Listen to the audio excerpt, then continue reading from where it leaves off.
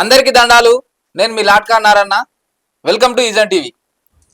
అయితే ఇక రాష్ట్రం మొత్తం మూడే పేర్లు వినిపిస్తున్నాయి. ఒకటి కీరవాణి గారు, ఇంకోటి అందశ్రీ గారు, ఇంకొకటి డైరెక్టర్ ప్రేమరాజు గారు. ఈ మూడు పేర్ల చుట్టూ ఎందుకు తిరుగుతుందంటే జై జై హే తెలంగాణ జనని జయ కేతనం అని తెలంగాణ గేయంగా ఏదైతే ప్రకటించబడ్డదో తెలంగాణ గీతం అని భావిస్తున్నామో ఇగో గా పాట మీదనే రాష్ట్రం అంతా రగులుతున్నది. ఆ దానికోసం కీరవాణి అవసరం లేదు, ఎందుకు ఇక్కడ తెలంగాణలో మ్యూజిక్ డైరెక్టర్ లేరా, ఇక్కడ కవులు కళాకారులు లేరా అని ప్రశ్నిస్తూ మన మొత్తం ఇప్పుడు తెలంగాణ మొత్తం ఆంధ్ర మొత్తం అదే మాట్లాడుకుంటున్నారు. వారే డైరెక్టర్ ప్రేమరాజు గారు. అన్న నమస్తేనే, దండాలు. బావురా? అయితే ముందుగా అందశ్రీ గారితో వారు పాట గురించి మాట్లాడింది మీరేనా? ఫోన్ లో మాట్లాడింది మీరే కదా? ఎందుకంటే కొంతమంది ప్రేమరాజ్ అన్న కాదు, ఆయన వాయిస్ మిమిక్రీ కొంచెం జరుగుతున్నది, మీరే కదా?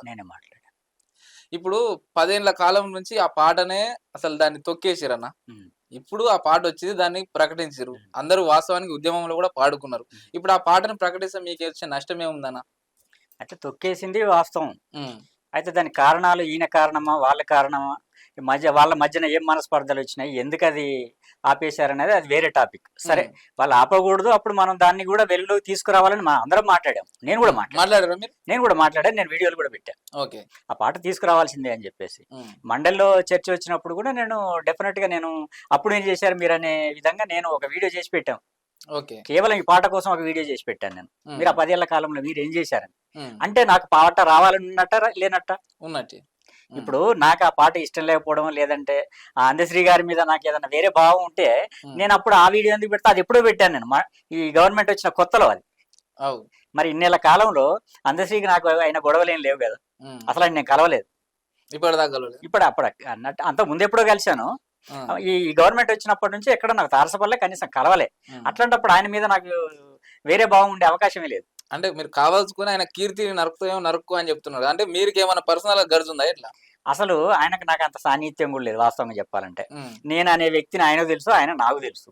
అసలు ఇంకా గ్రడ్జ్ ఉండే అవకాశం ఎక్కడిది? అయిపో ఆయన నాకు నా తోటి దర్శకుడు కాదు, అసలు సినిమా రంగంలో లేడు. అసలు ఏ విధంగా నేను ఆయన కీర్తి మీద నేను అసూయపడతా? నాకేమవసరం? మరి మీకు వచ్చిన ప్రధాన సమస్య ఏందన్న? ఎవరికి రాదు, మీ ఒక్కరికి ఎందుకు వచ్చింది? నా ఒక్కరికి వచ్చిన సమస్య కాదు. నేను ముందు మాట్లాడొచ్చు గానీ, నేను మాట్లాడిన తర్వాత అది నా ఒక్కరి సమస్య అయితే నా ఒక్కరితోటే పోతుంది. ఇంతమంది ఎందుకు స్పందిస్తారు? రాష్ట్రం కళాకారులు అందరూ అంటే ఫస్ట్ ఎవరో ఒకరు మాట్లాడాలి. అది నేను అయి ఉంటా అంతే తప్ప అది నా ఒకటి సమస్య కాదు. రాష్ట్రం సమస్య, రాష్ట్రంలో ఉన్న కళాకారులందరి సమస్య, రాష్ట్ర ప్రజలందరి సమస్య. కాబట్టి ఇవాళ అందరూ ఓన్ చేసుకుని దాని మీద మాట్లాడుతున్నారు. అది నా ఒక్కటి సమస్య అని. మీరు సినిమా రంగం సంబంధించిన వ్యక్తి, శరణం గచ్చామని ఒక గొప్ప సినిమా కూడా మీరు తీసిండ్రు. అయితే కీరవాణి స్థాయి గురించి మీకు తెలిసిన అంత పెద్ద మ్యూజిక్ డైరెక్టర్ తో కొట్టిపిస్తే మన ఇంకా గౌరవం పెరుగుతుంది కదా, మీరు దాన్ని ఎట్లా వంకర కోణం లేక చూస్తున్నారని జనాలు అంటారు. అయితే ఇక్కడే ఒక చిన్న విషయం అర్థం చేసుకోవాలి. కీరవాణి గారు గొప్ప సంగీత దర్శకుడు కాదని నేను ఎక్కడ అనలేదు, ఇప్పుడు అనట్లేదు. ఆయన చాలా గొప్ప దర్శకుడు, మంచి మనిషి కూడా. నాకు అంత ఆయనతో పనిచేయకపోయినా కానీ నాకు తెలుసు సినిమా ఇండస్ట్రీలో. అయితే ఆయన గొప్ప దర్శకుడు కాడని నేను అనట్లేదు.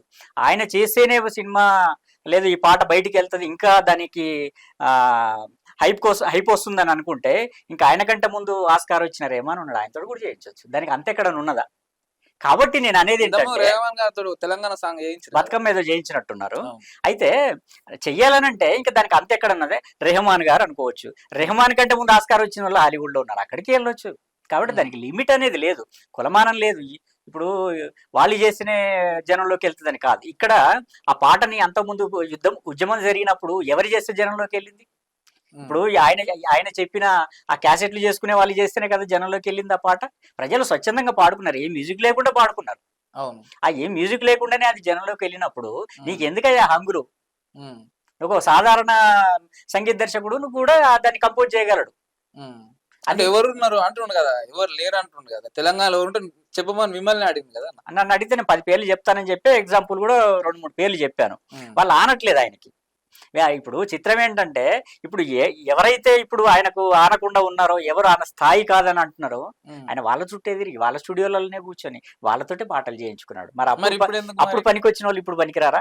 ఎందుకంటారు మీ ఉద్దేశం ప్రకారం? అంటే ఆయన ఇప్పుడు ఈ పాట ఒక్కసారి అధికారిక గీతంగా గుర్తించిన తర్వాత ఆయనకు దాన్ని ఇంకా అంటే ఇంకా ఎక్కువ పెద్దవాళ్ళు చేస్తే ఇంకా నా కీర్తి పెరుగుతుందని చెప్పేసి ఇంకా పెద్దవాళ్ళు నా పేరు పక్కన పెద్దవాళ్ళు ఉండాలి, నా పాట పెద్దవాళ్ళు పెద్దవాళ్ళు చిన్నవాళ్ళు అనేది ఏముండదు. ప్రజల్లోకి పోయిన పాటకి ప్రజలే పెద్దవాళ్ళు అంతే తప్ప దానికి ఏ పెద్దవాళ్ళు అవసరం లేదు. ఆయన అనుకుంటున్నాడు అంతే, పెద్దవాళ్ళతో నా పాట కీర్తి పెరుగుతుంది అనుకున్నాడు. ఆల్రెడీ ఆ పాట కీర్తుంది, అందశ్రీకి కీర్తుంది. ఆయన అనవసరం మీరు నరకుదామని చూస్తారని ఆయన భావన. ఆయన అన్నాడు కానీ ఆయన అన్నంత మాత్రాన ఆయన కీర్తి నరకాలని అంటే ఆయన పాట పెట్టాలని నేనెందుకంట. ఇప్పుడు ఇది ఇయ్యాలని నిన్న మొన్న వచ్చిన సమస్య ఇది. అసలు ఇంకొక మాట, ఆ పాటకు మ్యూజిక్ అవసరమా? అసలు వాస్తవంగా చెప్పాలంటే అవసరమే లేదు. ఇప్పుడు సపోజ్ స్కూళ్ళలో వాడుకుంటారు, అయ్యా మీకు ఈ చరణాలు వాడుకోండి, ఈ 60 సెకండ్లు లేదా ఈ 90 సెకండ్లు వాడుకోండి అని వదిలేస్తే వాళ్ళే వాడుకుంటారు. ఇంతకుముందు వందే మాత్రం వాడుకుంటారు. వాటికి ఏం కూడా ఒకప్పుడు అట్నే వాడుతుంది, అట్లేం వాడతాం. కాబట్టి ఏంటంటే ఆయనకు ఏదో ఆవహించిందో మరి నాకు అనిపిస్తా ఉంది. ఇలా దానికి ఒక అద్భుతమైన మ్యూజిక్ కావాలి, లేదంటే అద్భుతమైన సంగీత దర్శకుడు కావాలని చెప్పేసి ఇలా ఆయన కొత్తగా ఆలోచిస్తున్నాడు. అదే నాకు డైజెస్ట్ గాక పోనీ సరే ఆలోచించాడు. ఆ మాత్రం చేయగలిగే వాళ్ళు ఇక్కడ లేరా అనేది నా బాధ. ఇంత అసలు తెలంగాణ అంటే తెలవందే ఉన్నది, కళలకు పుట్టినీళ్ళు, గడప గడప కళాకారుడు ఉంటాడు ఇక్కడ. ఇక పాట అయితే ప్రతి ఒక్కరి నోళ్ళలో ఉంటది. ఎవరి చదువు వచ్చిన వాళ్ళని రాని వాళ్ళని ఎవరి గదిలో ఇచ్చినా ఓ పాట పాడతారు. అలాంటి తెలంగాణలో నువ్వు సంగీత దర్శకులు లేడంటే నాకు చాలా బాధ అనిపించింది. దాని మీదనే మీ పోరాటం అంతే. ఉన్నారు, ఇక్కడే ఉన్నారు, చేయించండి అనేది. ఇప్పుడు ఇంతమంది కళాకారులను వదిలేసి ఇప్పుడు మన విష్ణు కిషోర్ ఉన్నాడు, ఆయనతో ఆయన ఎంత చేరిన ఆయనకైతే ఆయన గురించి ఇంకోటి చెప్పలేదు, ఆయనకే తెలుసు. వారిని కూడా మా స్టూడియోలో ఇంటర్వ్యూ చేసినాము. ఇప్పుడు ఆయన ఎంత గొప్ప సంగీత దర్శకుడో మరి ఆయనకే తెలుసు. దానికి ఇంకో సజెస్ట్ కూడా చేయాల్సిన పని లేదు. మరి వాళ్ళు ఎందుకు కనబడలేదని అడుగుతారు. ఇప్పుడు మీ సినిమాలనే రవి కళ్యాణ్ అన్న మ్యూజిక్ డైరెక్టర్ చేసిన సినిమాకే చేసిండు. నా సినిమా సరే, వీళ్ళు చిన్న సినిమా అనుకో, ఇప్పుడు నేను చేసిన సినిమాలు చిన్న సినిమాలు అనుకుందాం కాసేపు. అయితే మరి పెద్ద సినిమాలు చేసిన భీమ్స్ ఉన్నాడు, సురేష్ బొబ్బిలు ఉన్నాడు, ఇంకా వందే మాత్రం శ్రీనివాస్ గారి గురించి చెప్పాల్సిన అవసరం లేదు. అంటే ఇంతమందిని కాదని ఇవాళ కీరవాణి గారే నువ్వు కావాలని నువ్వు కోరుకుంటున్నావు అంటే నాకు ఒకటే కనబడుతుంది, ఆస్కార్. సరే, ఇది ఆస్కార్ అవార్డు వచ్చిన వ్యక్తి నా పాటకు చేయాలని చెప్పేసి ఆయన కోరుకుంటున్నాడు. అంటే అది కోరుకోవడం కూడా తప్పని అంటలేను. అది నీ సినిమా అనుకో, నీ పాటలు నువ్వు ఎవరితోటనే చేయించుకో, మాకెందుకు బాధ. వాళ్ళ వ్యక్తిగతం అది. నువ్వు కంపోజ్ చేయించుకొని నీ ఇంట్లో వాడుకో, మాకెందుకు బాధ. ఇప్పుడు రేవంత్ రెడ్డి గారు కూడా అద్దంకి దయాకర్ లాంటి అంటే ఈ పాటను అన్ని ఇట్లా చూసిన ఆయన ఏమంటున్నారంటే ఇది మొత్తం పూర్తి స్థాయిగా అందశ్రీ గారి నిర్ణయమే, వారు రాసిండ్రు, వారు ఎట్లా అంటే అట్నే మేము చేద్దామని ఫిక్స్ అయినామని ఒకటి చెప్తున్నారు. ఎట్లా కరెక్ట్ అవుతుంది అది? పర్సనల్ గా పాట ఎట్లా కరెక్ట్ అవుతుంది? పర్సనల్ కాదా? ఎట్లా పర్సనల్ అవుతుంది అది? ఇప్పుడు తెలంగాణ రాష్ట్ర గీతం ఆయన పర్సనల్ అవుతుందా? ఆయన ఇంట్లో పెళ్లిలో పేరంటాల్లో పాట రాసుకొని పాడుకుంటే ఆయన పర్సనల్ అవుతుంది. ఆయన ఒక సినిమా తీసి ఒక పాట రాసుకుంటే ఆయన పర్సనల్ అవుతుంది. కానీ ఒక రాష్ట్ర గీతం అన్నప్పుడు అది ప్రజలందరిది. అది నీ పర్సనల్ ఎట్లా అవుతుంది? నీ పర్సనల్ నువ్వు రాష్ట్ర గీతంగా అనుకున్నావంటేనే నువ్వు దాని మీద హక్కు కోల్పోయినావు. నువ్వు నీకు ఎంతవరకు హక్కు ఉంటుంది అంటే ఒక రచయితగా నువ్వు దాంట్లో పదాలు మార్చు, లేదంటే చరణాలు మార్చు, నువ్వు ఇంకే ఇట్లా ఉండాలని సలహాలు ఇవ్వు. అందశ్రీకి ఆ పాట ఏం హక్కు లేదు, అది ప్రజల పాట అంతే. ఒకసారి వన్స్ అయిపోయిన తర్వాత నీ పాటను అంగీకరించారు, అంతవరకు ఎనఫ్.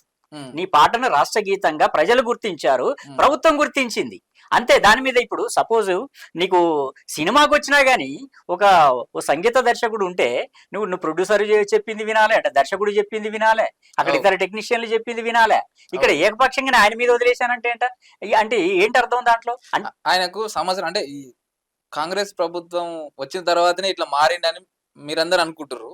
ఆయన సంవత్సరం క్రితమే నాకు కిరవాణి తోటి నా పాట వేయించుకోవాలి ఈ తెలంగాణ రాష్ట్ర గీతం అని దయాకరణ చెప్పిందని చెప్తున్నాయి. తెలంగాణ రాష్ట్ర గీతం అని దయా సంవత్సరం కింద కాదు, ఆయన 10 ఏళ్ల ముందు అనుకున్నా గానీ వెనకనుకున్నా గానీ రాష్ట్ర గీతంగా ప్రకటించకుండా ఆయన ఎవరితో చేయించుకున్నాం నేను మాట్లాడేవాడిని కాదు, ఎవరు మాట్లాడేవాళ్ళు కాదు. కానీ ఇక్కడ రాష్ట్ర గీతంగా అధికారిక ముద్ర వేస్తున్నారంటే ఆ పాటకు పెట్టే ప్రతి పైసా ప్రజల్ది. ఈ తెలంగాణ తెలంగాణ ఖజానాల నుంచే ఆ పాట ఖర్చు పెడుతున్నారు. దానికి ప్రతి పౌరుడికి హక్కు ఉంటది, నువ్వు జవాబుదారీగా ఉండాల్సిందే. నా ఇష్టం నా పాట అనటానికి నీకు హక్కు లేదు అంటున్నాను నేను ఆ విషయంలో. ఇప్పుడు ఒక మాట్లాడతానా, మీకు కేటీఆర్ గారు పరిచయం మీద? అవును, కాబట్టి మీరు ఇట్లా మాట్లాడుతారు అందశ్రీ మీద కాంగ్రెస్ ఉల్టా. కాబట్టి మీరే ఒప్పుకున్నారు కేటీఆర్ మీకు పర్సనల్ గా కూడా తెలిసిన వ్యక్తి, మీ సినిమాకు ఆ ప్రమోషన్ లో కూడా ఆయన పిలిపించుకున్నారు మీరు. నాకు స్నేహితుడే, నేను దాంట్లో కాదని ఆయన దాచుకునేది ఏం లేదు, నాకు స్నేహితుడే కేటీఆర్. అయితే ఏంటి, సో వాట్?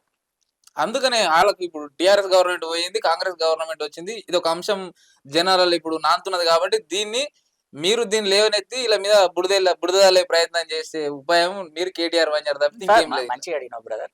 అయితే ఇప్పుడు అంటే బయట నడుస్తుంది నా వ్యక్తిగతమైన ప్రశ్న కాదు. నేను నువ్వు తప్పని అంటలేను. ఉమ్, అయితే ఇప్పుడు నేను అంటే సరే ఎవరికైనా అనుమానాలు ఉంటే నేను క్లారిఫై చేసి చెప్పడానికి. అంటే ఇప్పుడు నేను కేటీఆర్నో లేదంటే కేసీఆర్నో లేదంటే ఆ బీఆర్ఎస్ పార్టీ లేపడానికి నేను ఈ రకమైన ఈ స్టాండ్ మీ ప్రభుత్వం తీసుకున్నాను. మీద అదే కదా. ఉమ్, అయితే జస్ట్ నా మాస్ టీవీ అని నా ఛానల్ ఉంది, ఉమ్. కొంచెం ఒక్కసారి ఓపెన్ చేసి చూడమనండి. ఎవరికన్నా అనుమానాలు వస్తే నేను అప్పీల్ చేస్తున్నా, ఒక్కసారి నా అంటే ఛానల్ ఏముందన్న మాకు తెలియదు కదా, ఒకసారి అదే. చెప్పండి. మా అయితే దాదాపు ఒక 40 వీడియోలు ఉంటాయి వీళ్ళ గత పాలన వైఫల్యాల మీద. ఉమ్, మరి స్నేహం వేరు, రాజకీయం వేరు. స్నేహం వేరు, ప్రజల ప్రయోజనాలు వేరు. ఉమ్, నేను వాళ్ళ పార్టీకి ఉపయోగపడే పని చేస్తానంటే నేను చూడండి 40 వీడియోలు దాదాపుగా ఉంటాయి వాళ్ళ ఫెయిల్యూర్స్ మీద, అవినీతి మీద, అన్ని చాలా వీడియోలు ఉంటాయి. అది అట్లాంటి పాలిటిక్స్ నాకు అవసరం లేదు. ఒకటి చెప్తే నేను చేసే అంత దుస్థితిలో నేను లేను. ఉమ్.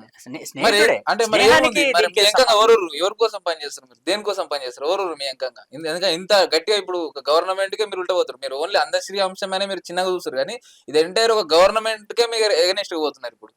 అయితే ఇది ఒకరికి ఎగనిస్ట్ గా పోవాలి, వీళ్ళంటే గవర్నమెంట్ ఢీ కొనాలి, అంత పెద్ద వ్యక్తిని కాదు నేను, నాకు ఆ ఉద్దేశం లేదు. ఉమ్, వాస్తవంగా చెప్పాలంటే నేను ఏంటంటే కాజు అయ్యో మన ఇక్కడ తెలంగాణలో ఇంతమంది కళాకారులు ఉన్నారే, వీళ్ళకి అవకాశంలు ఇవ్వలేదని నేను లేవనెత్తిన తప్పితే వాస్తవంగా నాకెందుకు, నేను గవర్నమెంట్ ఢీకొనే అంత అవసరం నాకేముంటది? అదే నాకు వచ్చే ప్రయోజనం ఏంటి? అదే ప్రేమరాజ్ అన్నకు డైరెక్షన్ అయిన డిపార్ట్మెంట్ డైరెక్షన్ స్క్రిప్ట్లు మీరు పరుచూరు బ్రదర్స్ తో వర్క్ చేసిన అనుభవం మీకున్నది, చాలా గొప్ప వ్యక్తులతో అనుభవం మీకున్నది. ఈయన సినిమా రంగం పోకుండా మరి ఇప్పుడు ఈ రాజకీయ రొచ్చుల ఎందుకు అడుగు పెట్టిరు అనేది పెద్ద ప్రశ్న ఈడ. అయితే కరెక్టే బ్రదర్. ఇప్పుడు నేను కేవలం సినిమా డైరెక్టర్ని అయితే నేను చాలా మంది లాగా కొంతమంది లాగా నేను వేరే విషయాలు పట్టించుకునేవాడిని కాకపోవచ్చు. కానీ నేను తెలంగాణ ఉద్యమంలో పనిచేశాను, అవును, అంతకుముందు జర్నలిస్ట్ గా పనిచేశాను. అవును. అని నాకు ఉద్యమ నేపథ్యం ఉన్న తర్వాత నేను ఆలోచించకుండా మీరు ఎట్లుంటాను? రాసిన ఆర్టికల్ చూసి కేసీఆర్ కేటీఆర్ ఫిదా అయ్యి మిమ్మల్ని సపోర్ట్ చేసినారు. ఇప్పుడు అట్లాంటప్పుడు అంటే నేను నా ఉద్యమాలతో నాకు ప్రమేయం లేకపోతే, ఉద్యమాల్లో నేను పాల్గొనకపోతే నాకు ఈ దృష్టి ఉండదు. ఉమ్. అంటే ఇప్పుడు ఇంకొకటి అన్న ఈడ, ఇంకా సరే మీ వర్షన్ కే వచ్చి మాట్లాడతాను. సరే మీతో మాట్లాడినా కాబట్టి ఒకటి చర్చ ఏం నడుస్తుందంటే, రాష్ట్రం రాకముందు కళాకారుల పరిస్థితి ఎట్లుందో ఇప్పుడు గట్టినే ఉంది. ఎందుకంటే మీరు దాని మీదనే ఫైట్ చేస్తున్నారు కాబట్టి. ఇండస్ట్రీలో తెలంగాణలో మీద చిన్న చూపే ఉంది, ఇక్కడ రాష్ట్రం వచ్చినా కూడా గిట్టే ఉంది. దీని మీద వాస్తవానికి అంగీకరిస్తారు? 100% ఉంది, వివక్ష ఉంది.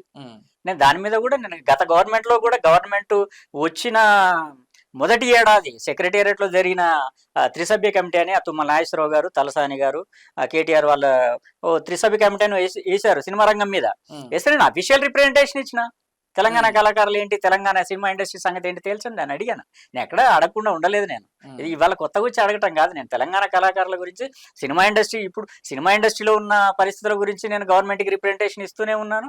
నేను బయట వేరే విషయాలు కూడా, కళాకారుల విషయాలు నేను మాట్లాడుతూనే ఉన్నాను సందర్భం వచ్చినప్పుడల్లా. నేను ఎక్కడ మాట్లాడకుండా ఉండలేదు. అయితే ఇంకొంతమంది ఏమంటారు అంటే, ఇది ఒకవేళ కిరవాణి గారితో వార్పిస్తే వారు గొప్ప మ్యూజిక్ డైరెక్టర్, అట్లా ఎట్లాంటి ఆలోచన లేదు, ఆయన కించపరిచేది లేదు, ఆయన గొప్ప మ్యూజిక్ కాకపోతే ఇది తెలంగాణ ఉద్యమంలా ఉర్రు తొలగించిన పాట, ఇది ఒక ఆత్మగౌరవంగా పాడుకున్న పాట, ఇది ఆంధ్ర వాళ్ళతో వాడిపిస్తే మీకు రాష్ట్ర గీతం కూడా మేమే అందించినాం చూడు అనేది మళ్ళా వచ్చిన తర్వాత కూడా మనకు చిన్న చూపు అవుతుందని చాలా మంది అంటున్నారు. దీన్ని అంగీకరిస్తారా మీరు? Right brother, exactly. ఎందుకంటే పొద్దున నాకు ఒక గవర్నమెంట్ టీచర్ పొద్దున ఒక ఆయన ఫోన్ చేశాడు.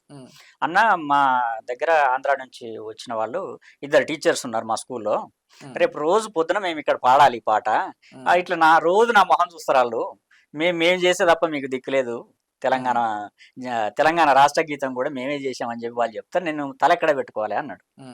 సరే, ఆయన అనేదాన్ని కాసేపు పక్కన పెడదాం.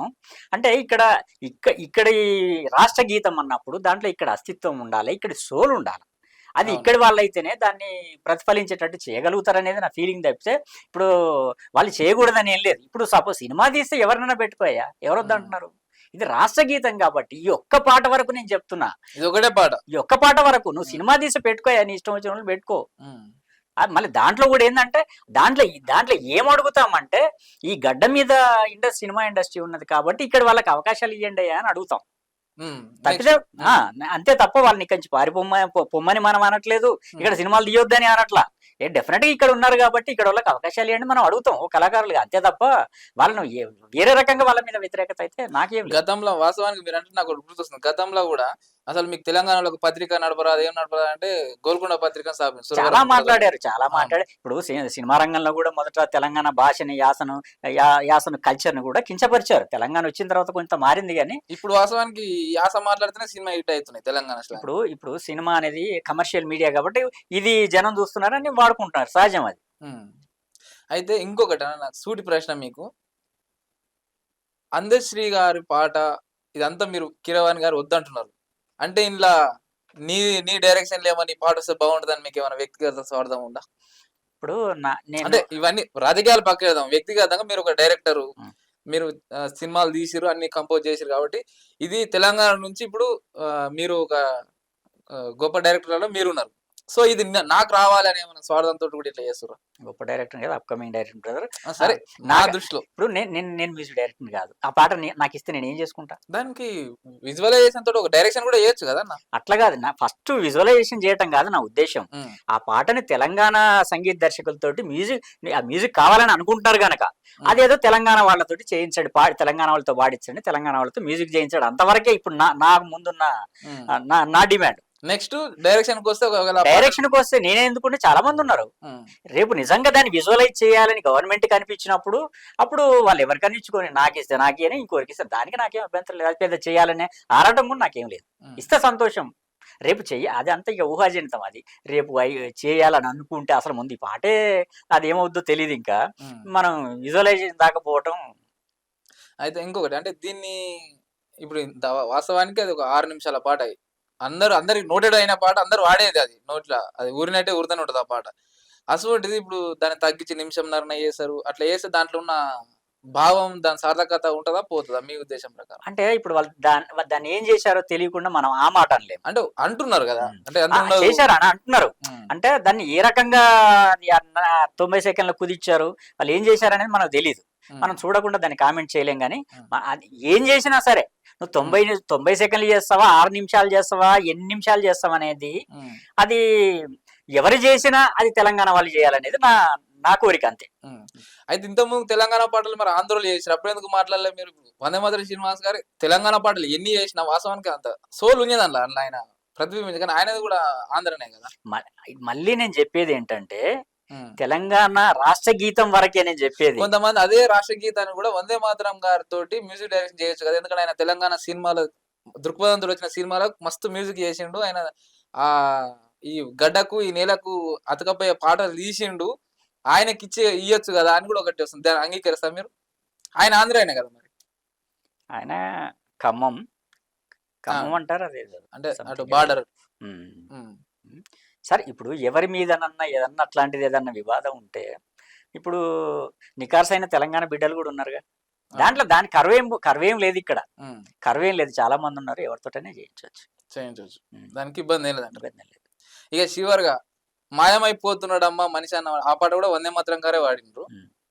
ఇప్పుడు అదే పాట మాయమైపోతున్నాడమ్మా అందశ్రీ గారు అవార్డుల పేరు కోసమో, రివార్డుల పేరు కోసమో, ఇంకా ఖ్యాతి కోసమో అయిపోతున్నాడని ఇందాక మన విష్ణు కిషోర్ అన్న వారి ఇంటర్వ్యూ చేస్తే కూడా వారు చెప్పారు. అదే దాంతో ఏకీభవిస్తారా?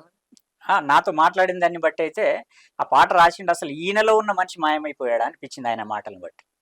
మాయమైపోయినట్టు, లేకపోతే అట్లాంటి మాటలు మాట్లాడేవు సాటి కళాకారుల మీద.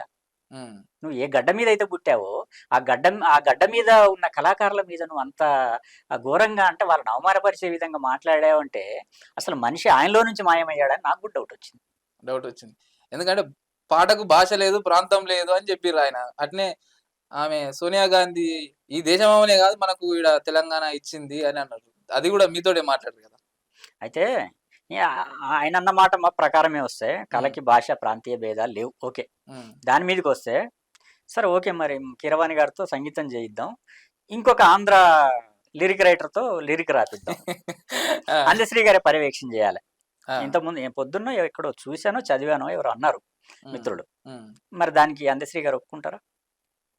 అంటే ఇదే చర్చ నడుస్తుంది మీరు అన్నట్టే. ఇందులో నేను ఒక చిన్నది చెప్తా.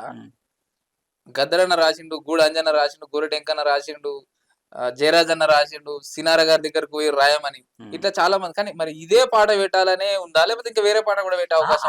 అదే స్థాయి ఆయన అనుకునే స్థాయి ఏదైతే ఉన్నదో ఆ స్థాయికి తగ్గ వాళ్ళనే వేరే వాళ్ళని చూసి మరి పెడితే ఒప్పుకుంటాడు ఆయన. కాంపిటీషన్ లో కూడా పెడదాం పెట్టొచ్చు, ఏముంది దాంట్లో దానికి. అంటే మీరు దాన్ని సపోర్ట్ చేశారు అట్లా కాదు, ఇదే ఉండాలంటారా, లేకపోతే ఆ స్థాయి వాళ్ళని కూర్చోబెట్టి ఒక పాట ఇంకా మంచిది రాపిద్దామంటారా? అది సెకండరీ డిస్కషన్. అది ఇప్పుడు ఇతను ఆయన అన్నాడు గనక ఇప్పుడు స్థాయి స్థాయి స్థాయి తలదన్నేవాడు ఉన్నాడా ఈ మాటలు వచ్చినాయి గనక ఇలా మాట్లాడాల్సి వస్తుంది తప్పితే అట్లా చెయ్యాలన్న ఉద్దేశం కాదు.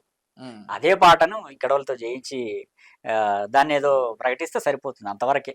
ఆ తర్వాత ఎక్స్టెండ్ చేయాలనుకుంటే ఇవన్నీ మాటలు వస్తాయి అంటున్నా. ఓకే, ఫైనల్ గా ఈ పాట తతంగంలో మీరు ఇన్వాల్వ్ అయి ఉన్నారు, ఇంకా ఇంకా 3-4 రోజుల టైం ఉన్నది. ఈ గవర్నమెంట్ ఈ పాట పైన ఏ నిర్ణయం తీసుకుంటే మీరు శాంతిస్తారు, అంటే మీ కోరిక నెరవేరుతుంది? తెలంగాణ గురించి అందరి తరపున మీరు మాట్లాడుతారు కాబట్టి మీరు చేసే పోరాటం ఏంది ఇప్పుడు? తప్పకుండా పాట వెనక్కి తీసుకోవాలని చివరి నిమిషం దాకా డిమాండ్ చేస్తాం. లేదు కాదు కూడదు అని మొండిగా వాళ్ళు ముందుకెళ్ళి అదే పాటను అలా ఉన్నట్టు ఇప్పుడు వాళ్ళు అనుకున్న విధంగా రిలీజ్ చేస్తే ప్రజలు చూసుకుంటారు. అంటే అప్పుడు మరి మీరు ఒకవేళ జూన్ 2 తర్వాత మీరు పట్టించుకోరా? ప్రజలు వాళ్ళు ప్రతిఘటించినప్పుడు నేను కూడా వాళ్ళతో గొంత అయితే కావచ్చు. ఇప్పుడు మీరు ముందర నడిపిస్తారు కదా అట్లా అంటున్నా. రేపు ప్రజలే ముందు ఉంటారు, వాళ్ళ వెనక నేను ఉంటా, అంతే అంటారు. ఓకే అన్న, థ్యాంక్ యూ. మీరు ఇంత బిజీ టైంలో కూడా వచ్చి మా స్టూడియోకి వచ్చి మాకు మీ మనోగతం ఏముంది, అసలు లోపల ఏం జరుగుతుంది, బయట ఏం జరుగుతుంది, అసలు ప్రేమరాజ్ పోరాటం ఎవరిపైన అనేది చాలా స్పష్టంగా చెప్పినందుకు మీకు మరొకసారి ధన్యవాదాలు. Thank you. ఇది మన ప్రేమరాజ్ అన్న. వాస్తవానికి డైరెక్టర్ ఆయన ఎవరి కోసం, ఆయన సొంత ప్రయోజనాల కోసం కాదు, ఈ రాష్ట్ర ఒక అస్తిత్వం దాన్ని కోల్పోవద్దు ఒక్క పాట కోసం మాత్రమే ఆయన పోరాడుతున్నా. మిగతా అంశాలలో ఎవరితో ఆడిపించుకున్నా ఆయనకు ఎట్లాంటి అభ్యంతరం లేదని చాలా స్పష్టంగా చెప్తున్నారు. మీరు మాత్రం చూస్తూనే ఉండండి ఇజం టీవీ.